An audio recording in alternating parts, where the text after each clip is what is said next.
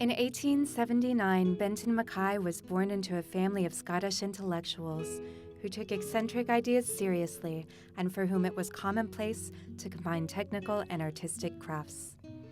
His grandfather, Colonel James Mackaye, was the founder of Wells Fargo, a financial patron of the National Academy of Design, and an advisor and friend to Abraham Lincoln.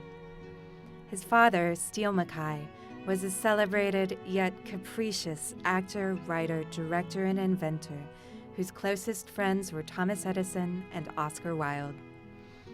His most notable inventions were overhead stage lighting and movable stages.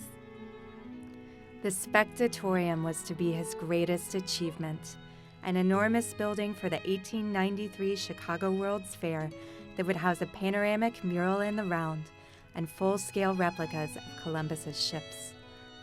Despite considerable investment, the project was overambitious and never materialized. Steele Mackaye died several months later, having worked himself to death. Steele Mackaye was often absent from Benton's young life, and in 1888, his brother moved the family to rural Massachusetts, to a home they lovingly called the cottage. Benton loved the countryside for its freedom of movement and scenic beauty. Even in his youth, he conceived of landscape as a series of interconnected parts. Shirley Center would remain his true home for the rest of his life, in spite of the fact that the family resided there for less than 2 years. After leaving their countryside home, the family moved to Washington, D.C. Benton would later recall that school was a place that boys liked to run away from, and spent most of his time at the Smithsonian Museum. Inspired by the book Physiography, an introduction to the study of nature given to him by his brother, he attended lectures in the natural sciences given by John Wesley Powell, the geologist who made the first passage through the Grand Canyon, and by Robert Peary, the Arctic explorer who first reached the North Pole. Benton eventually enrolled at Harvard, where he studied the earth sciences. Both John Muir, preservationist and founder of the Sierra Club, and Gifford Pinchot, conservationist and chief of the U.S. Forest Service, gave lectures while he was in attendance. He was greatly moved by their wilderness advocacy. During this time, he made his first hike into the mountains of New England. It was an experience that would shape the rest of his life. "The grandest sight I ever saw," he remarked, "was now before me, nothing but a sea of mountains and clouds." Benton was the first graduate of the Harvard School of Forestry in 1905, and afterwards worked for the U.S. Forest Service in Washington, D.C., where his groundbreaking research proved that deforestation contributed to irregular stream flow.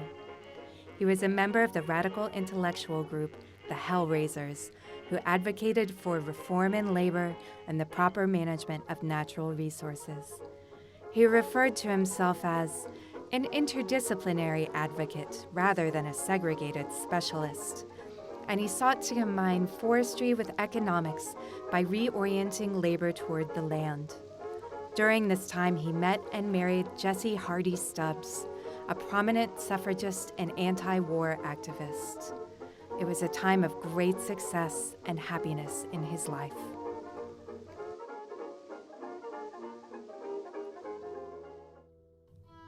On April 19, 1921, the body of Jessie Hardy Stubbs Mackaye was found in the East River in New York City. She had recently suffered a nervous breakdown, the product of a lifetime of depression and recent overwork. Benton was devastated by his wife's suicide, never fully recovering and rarely mentioning his marriage again. Soon after, he sequestered himself in the rural home of a friend. Alone in the country, alone with his thoughts and his theories, he wrote his proposal for the Appalachian Trail. Benton conceived of the Appalachian Trail from the vantage of his self-created field of geotechnics, a combination of geography, engineering, colonization, and regional planning. Just as his father had viewed the dramatic arts as a mechanical duplication of nature, Benton believed that geotechnics consists of emulating nature. The trail itself would be an infrastructure network to constrain the growth of urban areas while facilitating the movement of urban dwellers into the countryside and encouraging outdoor recreation as a respite from labor and toil. Benton was one of the first to use the word environment, and to him the word meant not just physical and temporal space, but a virtual space in which people's vision and perception could be focused. By making accessible the wild beauty of the mountains, Mackaye could advocate for environmental stewardship. The Hellraisers eventually split into two groups. The one to which Benton maintained allegiance came to call themselves the Regional Planning Association of America. The group brought together intellectuals with many different perspectives, bonded by a common interest in the management of natural resources and infrastructure networks. The Appalachian Trail proposal gave the group a single project upon which to build their platform and to pursue what Mackaye called the art of developing the environment. The trail would combine material, energy, and psychological resources for community building in the natural world. The first section of trail opened on October 7, 1923. By August of 1937, the trail was completed at over 2,200 miles long.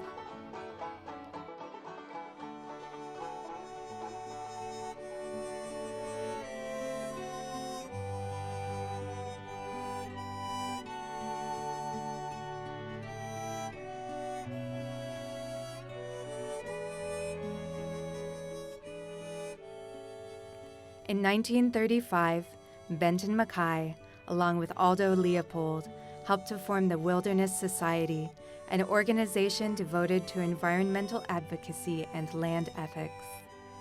Benton maintained the position of honorary president until his death in 1975 at the age of 96. He is buried in the Shirley Center Cemetery, where he spent the autumn of his years.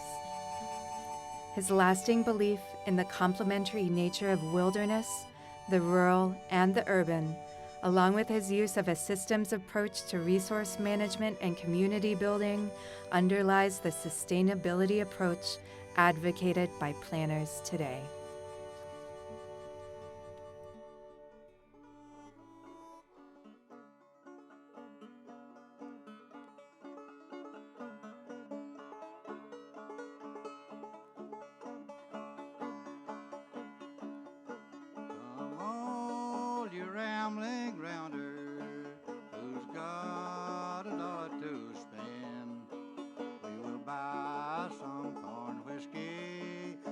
Drinking will be no end.